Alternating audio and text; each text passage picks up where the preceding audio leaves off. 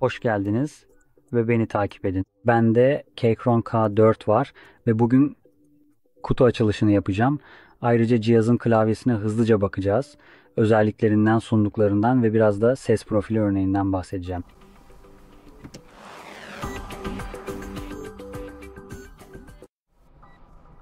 Tamam, buna başlamadan önce anahtarlardan bahsedelim.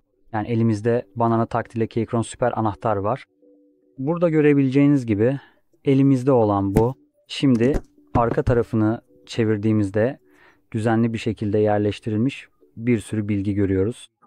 Yani TKL düzeni, Mac ve Windows web yapılandırıcısı ile çift uyumluluğa sahibiz. Anahtarlar için 1000 Hz çekme hızı, Bluetooth üzerinden 3 cihaza kadar bağlantı. Sonra pil ömrümüz var. 4000 mAh ile yaklaşık 4 haftalık bir kullanım ömrü sunuyor. Bu oldukça iyi. Yani arka aydınlatma kapalıyken pil ömrü 4 haftaya kadar dayanabiliyor. Tamam, ben de tam olarak bunu demek istemiştim ve sanırım sonuna kadar okumamışım. Yani arka aydınlatma kapalıyken 4 haftalık kullanım elde ediyorsunuz. Açıkken ise bu süre azalıyor. Sanırım arka aydınlatma açıkken bir haftalık bir kullanım süresiyle karşılaşabilirsiniz. Bir klavyede arka aydınlatma gerçekten çok fazla güç tüketir. Yani klavyenin kendisiyle karşılaştırıldığında, yani pilin en çok tükenmesine sebep olan şey bu olacak. Açıkçası ben arka aydınlatmaya çok önem vermiyorum. Bu yüzden daha iyi pil ömrü için kapatmayı tercih ediyorum. Ama eğer siz seviyorsanız ve kullanmak istiyorsanız bu da gayet normal. Sadece pil ömrüne dikkat etmeniz ve muhtemelen daha sık şarj etmeniz gerekecek. Ama endişelenmeyin. USB-C'ye takıp aynı anda hem şarj edebilir hem de kullanabilirsiniz. Yani bu gerçekten bir sorun değil. Ve sonra aydınlatma efektleri var. Şimdi seçebileceğimiz 22'den fazla aydınlatma efekti var. O zaman hadi başlayalım.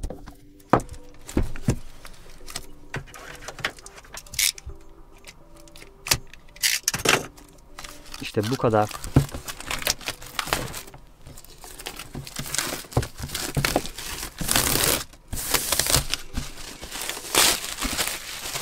Tamam.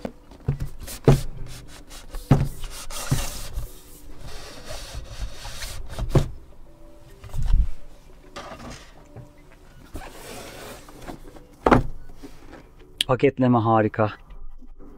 Gerçekten çok temiz görünüyor. Evet, biraz farklı. Burada sadece biraz köpük var. Birazcık. Çünkü diğerlerinde de aslında burada gördüğümüze benzer bir şey vardı. Kapak olarak hızlı başlangıç kılavuzumuz var. Ayrıca burada düğmeleri değiştirebileceğimizi söylüyor. Çünkü değiştirilebilir olanlarla birlikte geliyor. Burada zaten takılı olanlar temelde Make için, yani All veya Options, Make tuşu ve yine Options var. Evet, bunları normal Windows klavye tuş kapaklarıyla değiştirebilirsiniz. Ve burada Keychron var. Yani bize daha önce okuduğum her neyse onu kullandığımızı söylüyor. Nedense ambalaj açısından bakınca bu hepsinin arasında en düşük kalite gibi görünüyor. Burada ayrıca 2 tane daha klavyem var. Onları da birazdan getireceğim. Neyse, burada daha önce bahsettiğim tuşlar var. Bir adet Type-C'den Type-A'ya kablomuz var. Type-C ucu 90 derece açıyla kıvrılmış. Gayet iyi. Ah, ve ayrıca diğer 2 açılış videosunda bundan bahsetmedim. Kablonun örgüsü süper güzel. Daha sonra Allen anahtarı ile birlikte bir tornavida ve anahtar çıkarıcı ile birlikte bir tuş kapağı çıkarıcı alıyoruz. Ve işte bu kadar. O halde hemen alt tarafta bir kılavuzumuz daha var. Hepimizin tuşlara nasıl basılacağını bildiğimize eminim. Tamam aşkım. İşte buraya geliyorum. Tamam aşkım. Herhangi bir sebepten dolayı girin. Bir nevi patlıyor. O merkezde. Evet öyle. İşte böyle. Bu biraz daha iyi. Hayır, o da.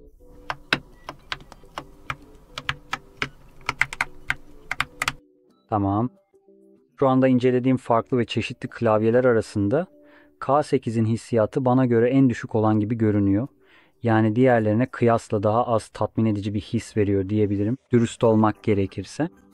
K2'ye de bir göz attım ve ayrıca mesela örneğin kısacası DK4. Şimdi size göstereceğim. Bunları klavye olarak da kullanıyorum. Ama bunu yapmadan önce şuna bir bakalım. Yapısal olarak K2 ve K'ya çok benziyor. Peki K6 neydi? Hayır, K4. Üzgünüm, K2. K4. Yanları alüminyum. Tabanı plastik. Bu diğerlerine göre biraz daha boş görünüyor. Ayrıca burada küçük ayaklar da var. 2 kademeli.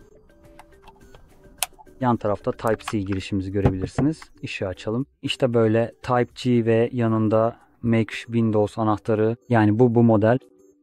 Ve sonra Bluetooth kapalı ve kablolu modumuz var. Ve ortadaki anahtar ya da üstteki anahtar, yani Windows Match anahtarı bence çok da bir işe yaramıyor. March modunda bile olsa oldukça eminim ki aynı şekilde çalışıyor. Yani bunun ne gibi bir faydası var pek emin değilim. Şimdi klavyeye gelince bu model gerçekten de en boş tınlayan model olarak öne çıkıyor. Bunu duyabiliyorsunuz.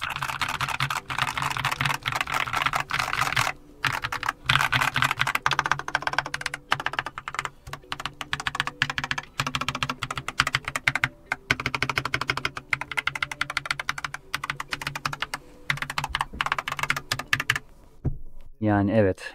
Anahtarlar bence hala yağlanmış. İşte böyle. Bir bakalım. Evet.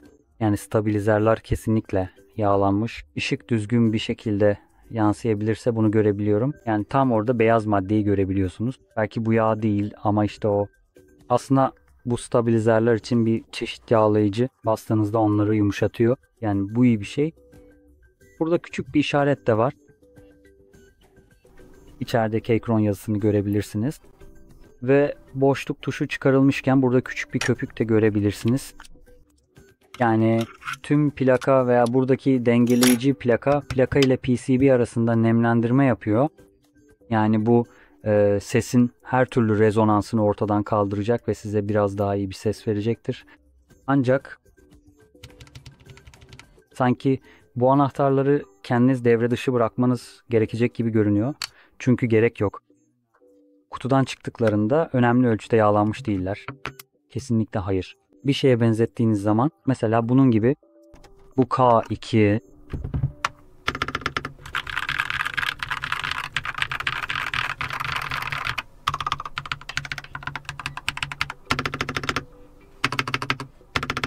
aslında sanki bu biraz daha iyiymiş gibi hissediyorum. Ve hadi bunu da getirelim. Bu en büyüğü. Bu en iyi ses çıkaran.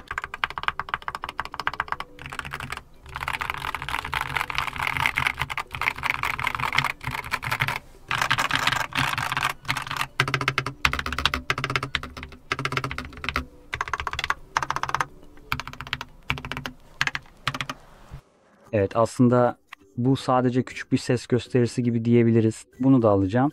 Küçük bir keçe pet. Şimdi bu sadece her iki taraftan doldurmalar, ancak aynı zamanda size örneğin kauçuk yüzeyli bir masa matınız varsa sesin nasıl değişeceğine dair küçük bir örnek de vermeli. Kauçuk yüzey sesi biraz daha değiştirecektir. Ancak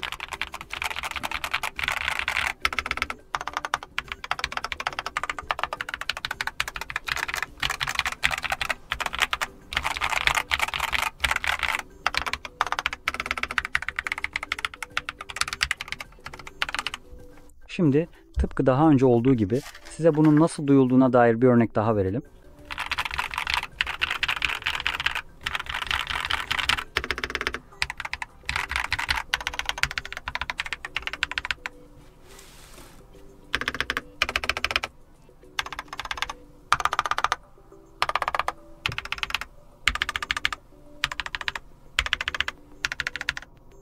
İşte böyle. Sadece size ses konusunda küçük bir karşılaştırma yapmak istedim. Bence bu muhtemelen en yaygın tercih edilen klavye olacak. Çünkü OK tuşları, silme ve diğer ekleme tuşları ile birlikte fonksiyon satırına da sahibiz. Ama burada sadece sayı tuş takımı yok. Bu yüzden bence bu gerçekten en yaygın tercih edilen düzen. Ve genel olarak bu sağlam bir klavye. Ondan hiçbir şey eksiltmek istemem. Gerçekten hoş bir hissi var. Öncelikle bana göre bu klavye biraz daha az kaliteli, biraz daha az hoş bir ses çıkarıyor. Mesela az önce bahsettiğim bu klavyeye kıyasla bunda bir şey var ki sanki bu klavyeden bir adım daha yukarıda gibi hissettiriyor. Tuşlar daha iyi yağlanmış gibi görünüyor. Profil sesi açısından da profil daha hoş geliyor. Butonda bir konuşması var ki şahsen ben bunu seviyorum. Yani evet, bu klavye sağlam. Şimdi ise gösterdiğim büyük olanında küçük bir avantajı var. Çünkü o sadece güzelce yağlanmış bir klavye değil ki bu aralarındaki en iyisi aynı zamanda 3 farklı Bluetooth seçeneği ile birlikte 2.4 GHz dongle ile geliyor. Yani Bluetooth kullanmak zorunda değilsiniz. Aslında bir dongle üzerinden de bağlanabilirsiniz. Bu da size daha iyi bir tepki süresi sağlayabilir. Ve bu klavyelerin zaten 1000 Hz çekim oranı var ki Bluetooth üzerinden kullanır mısınız bilmiyorum. Bu esas olarak kabloyla ve kısmen de 2.4 GHz dongle ile kullanılacak. Yani burada elimde olan 3 klavyeden ayrıca tıpkı diğerlerinde olduğu gibi küçük olan gibi bunlar sadece normal tipte klavyeler ama büyük olan, yani Tanrı aşkına isimlerini bir türlü hatırlayamıyorum. Hangisiydi? Bu. Evet, bu.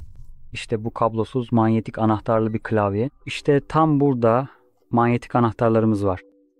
Ve bu size anahtarların ömrünün biraz daha uzun olmasını, daha iyi hassasiyet sağlamasını sağlayacaktır. Aslında bu neredeyse Hall etkisi. Yani manyetik. Bu arada sanırım benim böyle bir şeyim olmadı. Tamam, TKL kablosuz klavye ve evet, burada gerçekten özel bir şey yok. Yani manyetik anahtarlara sahip olan, büyük olan muhtemelen en iyi giriş tepkisine sahip olacak ve sadece onlara bakarak ve tuşlara biraz basarak en kaliteli hissi veren klavye olacak. Yine de sağlam bir tercih ve bir klavye arıyorsanız bu da gerçekten iyi hissettiriyor ve iyi ses veriyor. Sadece baktığım diğer iki alternatife göre o kadar iyi değil. Ama neyse, bunları söyledikten sonra umarım bu videoyu faydalı bulmuşsunuzdur ve eğer öyleyse beğenip abone olmayı unutmayın. İzlediğiniz için teşekkürler.